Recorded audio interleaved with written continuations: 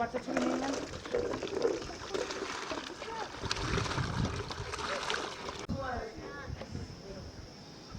বলছি যে সামনে 2-4 দিন পরে যশ ঘূর্ণিঝড় আসবে, আপনারা তো একদম সমুদ্রের ধারে বাড়ি, কতটা কি ভয় লাগছে? ভয় তো আছে আমাদের, হয়তো লাগবে। আমাদের কিনারায় বাড়ি, যদি জল ফল আসে বা হাওয়া হলে আমাদের তো মাটির ঘর উড়িয়ে নিয়ে যাবে। এখন তো করোনার আবহাওয়ায় কোথায় যাবো আমরা? এখানে কোনো রাত্রিতে লোকের বাড়িতে যাওয়া যাবে না। রাত্রিতে কি ঘুমাতে গেলে ঘুম হচ্ছে না? না, হচ্ছে না, ভয় আছে, আতঙ্ক আছে আমাদের কাছে মনে। সরকার কি কোনো ব্যবস্থা নিচ্ছে? কই ব্যবস্থা তো হয়নি এখনো, আমি শুনতে পাচ্ছি না। আমরা হয়তো অ্যানাউন্স করছে তোমরা নিরাপদ স্থানে চলে যাও, তো আমরা নিরাপদ স্থানে কোথায় যাব? কে রাখবে কাকে? করোনার সময় কে কার বাড়িতে যেতে দেবে? পঞ্চায়েত কোনো ব্যবস্থা নেয়নি এখনো? এখনো তো কিছু নেয়নি। মাইকে অ্যালাউন্স করছে যে যা যাই নিরাপদ স্থানে সরে যা। সে কারণে সমুদ্রের ধারে বাড়ি, রাত্রিতে ঘুমানোও যাচ্ছে না। না, ভয়। আমাদের সব মাটির বাড়ি, আমাদের তো কোনো মাটির বাড়ি, এই সামনে বাড়ি। জীবিকা কি ওই মাছ বা মাছ ধরতে খাটাখাটি করি, মাঠে ঘাটে, এইগুলো সব।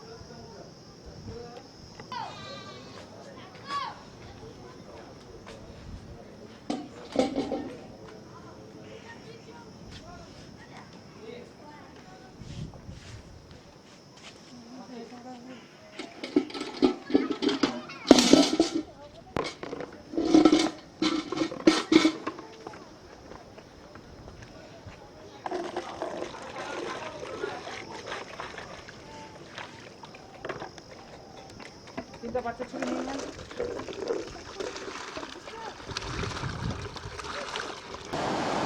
ভয়াবহ যে সাইক্লোন, যে ঝড় আসছে তার নাম হচ্ছে যশ।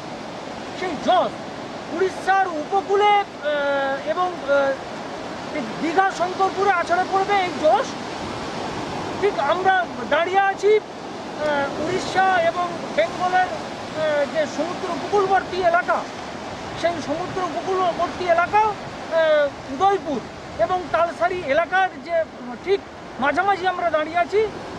দেখতে পাচ্ছি মেঘলা শুরু হয়ে গেছে, বজ্রপাত শুরু হয়ে গেছে। যশের যে প্রভাব পড়বে সেটা কিন্তু এখন থেকেই বোঝা যাচ্ছে। সেই কারণে প্রশাসন খুব তৎপরতা, প্রশাসন আস্তে আস্তে করে যে সমুদ্রের ধারে যে বাড়িগুলো আছে সেখান থেকে মানুষদের সরানোর চেষ্টা করছে। শুধু তাই নয়, যে এখানকার জনপ্রিয় বিধায়ক তথা রাজ্যের মুখ্যমন্ত্রী অখিল গিরির তত্ত্বাবধানে সব কিছু ব্যবস্থা করা হচ্ছে এই যশের মোকাবিলা করার জন্য। যশকে মোকাবিলার জন্য যে ধরনের প্রস্তুতি নেওয়ার সেটা কিন্তু নিচ্ছে রাজ্যের জননেত্রী মমতা বন্দ্যোপাধ্যায়। ক্যামেরায় অসিতের সঙ্গে অংশন পণ্ডা, কলকাতা নিউজ। সভাপতি যে জন্য আজকে আপনার গ্রাম পঞ্চায়েতে এসেছি, আপনি কালিন্দী গ্রাম পঞ্চায়েতের প্রধান। সেক্ষেত্রে আমফানের পরে, আমফান ঠিক 20 মে হয়েছিল, ঠিক আবার 5 দিন পরে 26 তারিখ তার চেয়ে ভয়াবহ আসছে যশ। আপনার বান্দারবন হচ্ছে আপনার এলাকা, কোস্টাল এলাকা। সেক্ষেত্রে কতটা সতর্ক বার্তা আপনি বা সতর্ক জারি আপনি আপনার গ্রাম পঞ্চায়েত থেকে দিচ্ছেন? আমরা এই যশ ঝড় দিয়ে আসছে তার আভাস আমরা বিডিও অফিস থেকে পেয়েছি, পত্র পত্রিকা টিভিতে আমরা করছি। তো আমাদের প্রথমে বিডিও অফিসে মিটিং করেন আমাদের পরিবেশ সাহেব, প্রধানমন্ত্রী সাহেব, মন্ত্রী অখিল গিরি মহোদয়, উনি উপস্থিত ছিলেন, বিডিও সাহেব ছিলেন, অন্যান্য আধিকারিকরা ছিলেন। আমাদের মানে ব্লকের 8 জন গ্রাম পঞ্চায়েতের প্রধান এবং অন্যান্য আধিকারিকদের নিয়ে মিটিং হয়।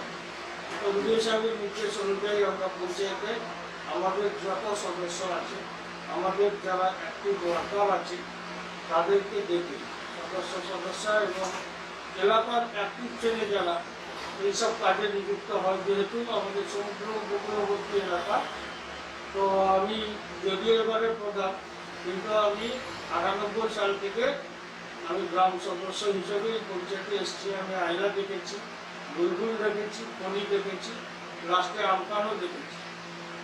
আমরা মিটিং করে বলে দিয়েছি এবং গ্রামে গ্রামে সতর্ক বার্তা দিয়ে বলছি যে যেসব দুর্বল ঘরগুলো আছে তাদের আমরা প্রথমে চিহ্নিত করে আমাদের সমুদ্র সাইডে আইলা সেন্টার করা হয়েছে।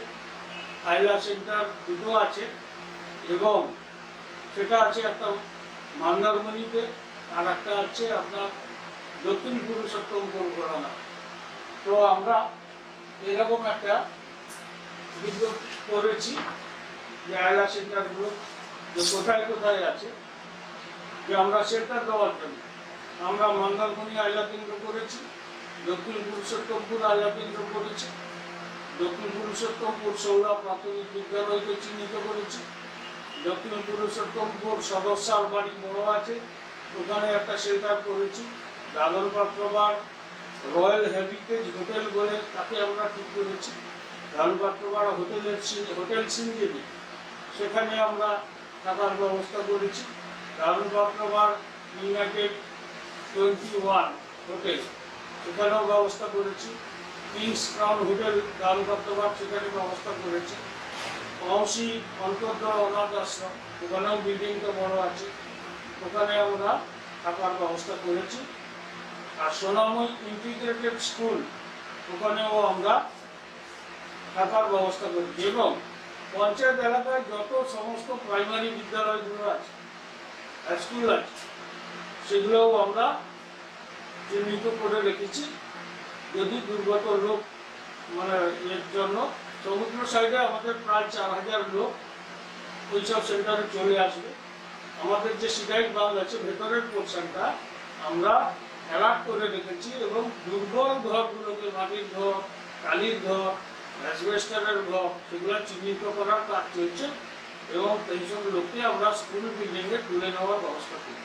সুমনদা, ডিভাইডেড দল চলে এসছে আপনার রামনগরে, সেক্ষেত্রে কি আমাদের এখানে কালিন্দী ইউনিয়ন উচ্চ মাধ্যমিক বিদ্যালয়ে এনডিআরএফ এর টিম এসে গেছেন কাল থেকে। এখানে এসে তারা এখানে থেকেছেন এবং আজকে মাইকিং হচ্ছে, এলাকায় মাইকিং হচ্ছে। তো পুলিশ প্রশাসন মাইকিং করছে, আমরা গ্রাম পঞ্চায়েত মাইকিং করেছি এবং এনডিআরএফ এর যে টিম এসছেন তারাও মাইকিং করছেন, অ্যাওয়ারনেস করছেন, মানুষকে সতর্ক করে দিচ্ছেন। একদিকে কোভিড মহামারী কোভিড, তারপর আবার বিস্ফোরা চলে এসছে, আবার যশ, সেক্ষেত্রে সেক্ষেত্রে আমরা ধরুন কোনো গ্রামে আমাদের এলাকায় 172 জন কোভিড পজিটিভ রিপোর্ট আছে আমাদের কাছে। সেই সব কিছু দুর্বল শ্রেণীর লোকের হয়েছে, মানে যাদের ঘর বাড়ি কম আছে, তাদের জন্য আমরা আলাদা একটা ঘর নির্দিষ্ট করে রেখেছি। তারা যদি সেরকম বিপর্যয়ের মুখে পড়ে তাদেরকে সেখানে আলাদাভাবে সেন্টার দেওয়ার করেছি এবং আমাদের পঞ্চায়েত থেকে মাস্ক, স্যানিটাইজার করার ব্যবস্থা করেছি। আয়লা ঘরগুলোকে বা স্কুল বিল্ডিংগুলোকে আমরা অলরেডি স্যানিটাইজ করে দিয়েছি এবং ব্যাপকভাবে মাস্কটা ব্যবহার করার ব্যবস্থা করব। সেগুলো খাবারেরও ব্যবস্থা করে রেখেছি। প্রয়োজন করে আমরা ডাল ভাত খিচুড়ি করেও খাওয়াতে পারবো। ড্রাই ফুড, ডাল ভাতে অনেকটা অসুবিধা হয়, সেক্ষেত্রে ড্রাই ফুডটা কি ব্যবস্থা করেছে? হ্যাঁ, চিড়ের মুড়ি এইসব ব্যবস্থা আমরা করি। সেক্ষেত্রে মন্দারমণি একটা পর্যটকদের জন্য একটা ভালো নাম এবং একটা পর্যটন কেন্দ্র, সেক্ষেত্রে কি প্রচুর হোটেল আছে, হোটেলদের কি বার্তা আমরা পাঠিয়েছে? হোটেলদের বার্তা পাঠিয়ে দিয়েছি এবং শুধু হোটেল নয়, আমাদের মন্দারমণি এলাকাটা মৎস্যজীবীরা ওখানে সমুদ্রে মাছ ধরতে যায়, তাদেরকে আমরা 2 দিন আগে থেকে সতর্ক করে সমস্ত জাল নৌকা তুলে আনতে বলে দেওয়া হয়েছে এবং মৎস্য ক্ষতি আছে তাদেরকেও নির্দেশ দিয়েছি যে সমুদ্রে যেন যারা কেউ না যায় এবং হোটেলে হোটেলে আমরা বার্তা পাঠিয়ে দিচ্ছি যেন কোনো গেস্ট এখানে না থাকে। সেক্ষেত্রে সফলতা 26 তারিখ ঝড় আসার সম্ভাবনা, কিন্তু আমরা যখন আজকে রওনা দিচ্ছি, কলকাতা থেকে যখন রওনা দিচ্ছি, তখন ঠিক আপনার কালিন্দিতে যখন বুঝলাম প্রচুর মেঘ, আবার বজ্রপাত প্রচণ্ডভাবে শুরু হয়ে গেছে, সেক্ষেত্রে কি কিছু একটি আতঙ্ক এখন শুরু হয়ে গেছে এখন থেকে? আতঙ্ক ঠিক ছড়াতে আমরা না বলছি যে ভয়ের কারণ নেই। আমরা তো সেন্টার দেওয়ার ব্যবস্থা করেছি, আমাদের মানে যারা স্বেচ্ছাসেবী সংস্থা, ক্লাব, সংগঠন, এদেরকেও অ্যালার্ট করে রেখেছি, মানুষকে আতঙ্ক হতে দিচ্ছে না।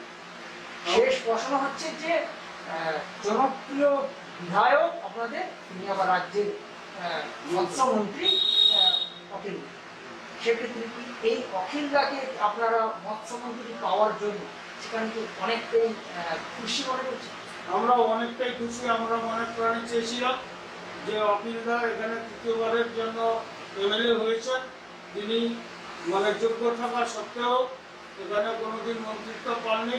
আমাদের রামনগর এলাকাবাসী এই যে মন্ত্রিত্ব পেয়েছি আমরা, অখিলবাবু যে মৎস্যমন্ত্রী হয়েছে তাতে আমরা ভীষণ খুব খুশি। অখিলবাবু এমনিতেই কাজের মানুষ। এই ঝড় বলুন, আয়লা, ফণী, বিভিন্ন ঝড়ে তিনি নিজে ছুটে আসেন আমাদের এলাকায়। আমাদের তাজপুরে একটা ভয়ঙ্কর ভাঙন হয়, প্রতি বছরই হয়, সেখানে উনি ছুটে যান। তিনি কাজের মানুষ। আশা করবো তার সাথেও আমরা কথা বলে রেখেছি, তিনি নিশ্চয়ই আমাদের পাশে দাঁড়াবেন, এই আশা আমাদের আছে। অখিলদা মানে অনেক আগে থেকেই একটা মন্ত্রিত্ব পাওয়ার উচিত ছিল। সেক্ষেত্রে যে কারণেই হোক, যে কারণেই অবহেলিত হোক, তো তিনি পাননি। তিনি এখন মৎস্যমন্ত্রী রয়েছেন।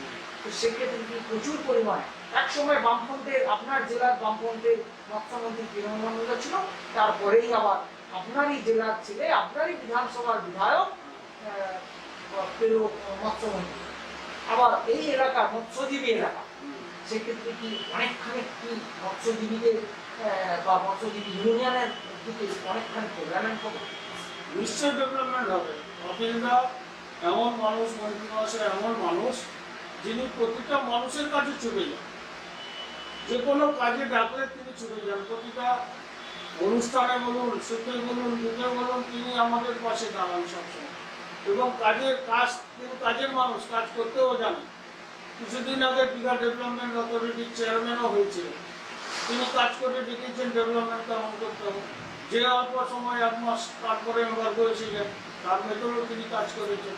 তো আমরা ভীষণ খুশি যে মৎস্যমন্ত্রী হিসাবে তার কাছ থেকে আমরা অনেক কাজের সুযোগ পাবো। বা আমাদের এলাকায় যারা মানে মৎস্যজীবী আছেন তারাও উপকৃত হবেন, এবং তারা পারিবারিক ভাগ দিয়ে মানে খুবই উপকৃত হবেন, এই আমাদের আশা। একদম শেষের জায়গায় চলে আসছি যে রাজ্যের জনপ্রিয় মুখ্যমন্ত্রী তথা জননেত্রী মমতা বন্দ্যোপাধ্যায় যে অখিলদাকে নেতৃত্ব দিলেন, কতটা আরো বেশি আমরা খুব আনন্দিত যে মাননীয় মুখ্যমন্ত্রী মমতা বন্দ্যোপাধ্যায় আমাদের এমএলএ সাহেবকে একটা মন্ত্রিত্ব দিয়েছেন। আমরা ভীষণ খুশি। সেক্ষেত্রে আবার জ্যোতির্ময় পরকে আবার দীঘা সমৃদ্ধ ডেভেলপমেন্ট অথরিটি চেয়ারম্যান করলেন। একজন অধ্যাপক, একজন প্রাক্তন মন্ত্রী, ভালো মানুষ, তাকে আবার দীঘা ডেভেলপমেন্ট অথরিটি চেয়ারম্যান করলেন। সেক্ষেত্রে একদিকে অখিলদা মৎস্যমন্ত্রী, একদিকে দীঘা ডেভেলপমেন্ট অথরিটির চেয়ারম্যান জ্যোতির্ময় পর, কাজের ক্ষেত্রে কি আরো বিশাল প্রভাব ফেলে গেল? নিশ্চয়ই প্রভাব বাড়বে।